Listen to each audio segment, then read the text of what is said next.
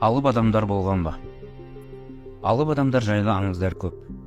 Бірақ тарихи және антропологиялық тұрғыда қазіргі адамдардың бойы өздерінің 100 жыл бұрынғы ата-бабаларынан орташа есеппен 10 сантиметр биік. Ресми тіркелген бойы ең ұзын адам Роберт Уодлоу. Оның бойы 2,78 сантиметр болған.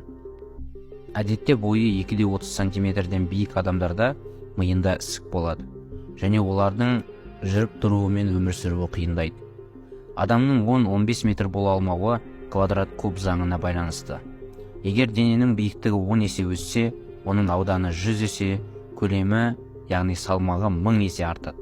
Сондықтан қазіргіден бойы 10 есе биік адам болса, оның салмағын ұстап тұру үшін сүйек материалы мүлдем басқа болу керек, немесе ақылға сыйымсыз жуан болуы тиіс.